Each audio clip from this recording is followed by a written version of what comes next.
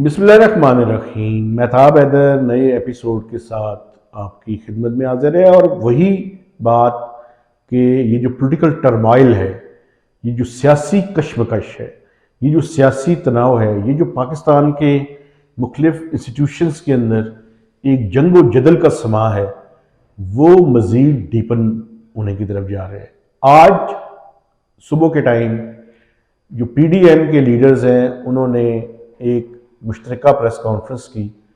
उन्होंने मुतालबा किया दोबारा कि एक सुप्रीम कोर्ट का फुल कोर्ट बेंच जो है वो तश्कील दिया जाए, लेकिन चीफ जस्टिस ने उनकी ये बात नहीं मानी और अभी उन्होंने एक बेंच जो है फुल कोर्ट का बेंच तश्कील नहीं दिया। और अब देखना ये है कि ये जो सारी कंट्रोवर्सी जारी है इलेक्शंस पंजाब और KP के इलेक्शंस के ऊपर, इसका अल्टीमेट अंजाम क्या होता है। देखना ये है कि क्या ये इंस्टीट्यूशंस इस बात की तरफ जाते हैं कि वो जिस तरह के पार्लियामेंट ने एक प्रोसीजर्स बिल जो सुप्रीम कोर्ट के हवाले से है वो दूसरी दफ़ा मंजूर करके प्रेसिडेंट ऑफ पाकिस्तान को उनकी फाइनल असेंट के लिए भिजवा दिया है और 10-11 दिन के अंदर उनके पास इसके अलावा कोई ऑप्शन नहीं है कि अगर उसको साइन नहीं भी करेंगे तो this bill will be converted into act. क्योंकि एक दफ़ा वो वापस भिजवा चुके हैं रिव्यू के लिए और दोबारा से आपको पता है कि हुकूमत ने उसको पास करवाया और पास करवा के सदर ममलिकत को भिजवा दी है।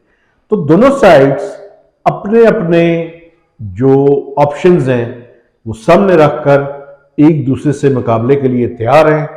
ड्रॉप सिंह की तरफ ये सारा मामला बढ़ता हुआ दिखाई दे रहा है। हुकूमत की गिरफ्त जो फेडरल गवर्नमेंट है उसकी गिरफ्त थोड़ी सी ढीली होती हुई नजर आ रही है, लेकिन मिनिस्टर फॉर इंटीरियर ने चंद दिन पहले 2 दिन पहले एक बड़ा सिग्निफिकेंट किस्म का इंडिकेशन दिया और उन्होंने कहा जी कि ये मामला तय हो चुका है और हुकूमत जो क्राइसिस के अंदर जा चुकी थी वो उस क्राइसिस से निकल चुकी है। लेकिन जो क्रीन और क्यास के करीब बातें हैं, जो अनफोल्ड होने वाली चीजें हैं, वो इसको इंडिकेट नहीं कर रही। क्योंकि इसको इंडिकेट इस वजह से नहीं कर रही कि पार्लियामेंट और सुप्रीम कोर्ट का आपस की ये जो लड़ाई है ये खत्म होने की तरफ नहीं जा रही। अगर एक फुल कोर्ट बन जाती तो फिर ये समझा जा रहा था कि शायद ये मामला बेहतरी की तरफ या सुलझाव की तरफ जा रहा है, लेकिन जो इंडिकेट हो रही हैं चीजें वो ये दिखाई दे रही हैं कि शायद ये चीजें सेटलमेंट की तरफ नहीं जा रही, लड़ाई की तरफ जा रही हैं। तो ये लड़ाई का आखिरकार अंजाम क्या होता है ये तो आइंदा आने वाले चंद दिनों के अंदर पता चल जाएगा। लेकिन दूसरी तरफ ये जो लड़ाई है उसके असरात जो बाकी शोबे हैं उनके अंदर भी आ रहा है। लेकिन मैं एक बात अपने देखने वालों के सामने रखना चाहता हूं। देखिए, किसी भी तरह का तशद्दुद, चाहे वो किसी भी साफी के ऊपर हो, चाहे वो किसी वकील के ऊपर हो, चाहे वो किसी पॉलिटिकल वर्कर के ऊपर हो, उसको इस तरह से इंडोर्स नहीं किया जा सकता। अब शायद हुकूमत ने किसी किस्म की ये कार्रवाई ना की हो, लेकिन अल्टीमेटली अगर किसी वकील के घर के ऊपर किसी तरह का कोई हमला होता है, मुमकिन है कि कुछ लोगों ने अपने पर्सनल किसी प्रॉब्लम की वजह से किया हो, लेकिन जान माल की हिफाजत की जिम्मेदारी हुकूमत पाकिस्तान की है। इसी तरह किसी साफी को अगर खुदा न खास्ता अगवा कर लिया जाए, चाहे उसके कोई भी नजरियात हो, इसको किसी तरह से इंडोर्स नहीं किया जा सकता। इसको एक ऐसा अमल नहीं करार दिया जा सकता कि जिस पे शादियाने बजाए जाएं या खुश हुआ जाए। क्योंकि उसकी वजह यह है कि ये जो पॉलिटिकल पोलराइजेशन है, ये पोलराइजेशन का जो समा पाकिस्तान के अंदर बड़ी तेजी से हमें बढ़ता हुआ और गहरा होता हुआ नजर आ रहा है, इसका हल अल्टीमेटली डायलॉग है। और ये डायलॉग ही इस बात को तय करवा सकता है कि ये रूल्स ऑफ द गेम क्या होंगे।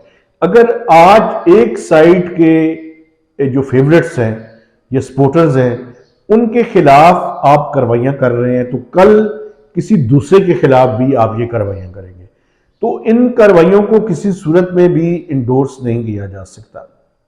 लेकिन इस सारी सूरत हाल में और बहुत से शोबे जहां पे मुश्किलात का शिकार है, उनमें सहाफत भी शामिल है।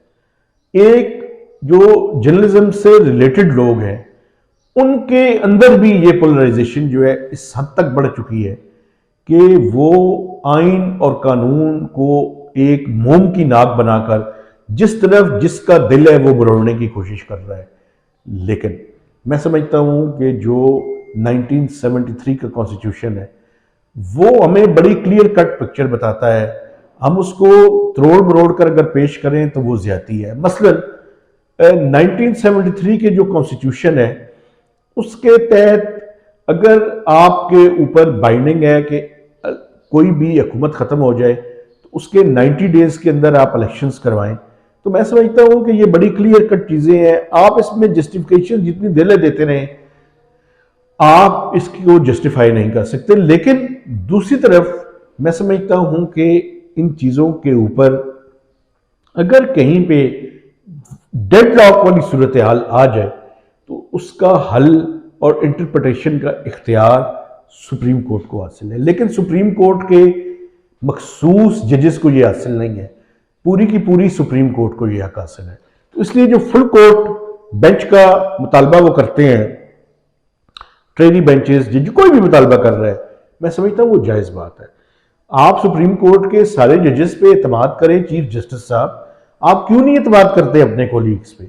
आप क्यों समझते हैं कि वो कंप्रोमाइज्ड हैं? अगर आप उनको कंप्रोमाइज समझते हैं तो वो अगर आपके बारे में यही राय रखते हैं तो उनकी राय फिर इतनी गलत नहीं होगी।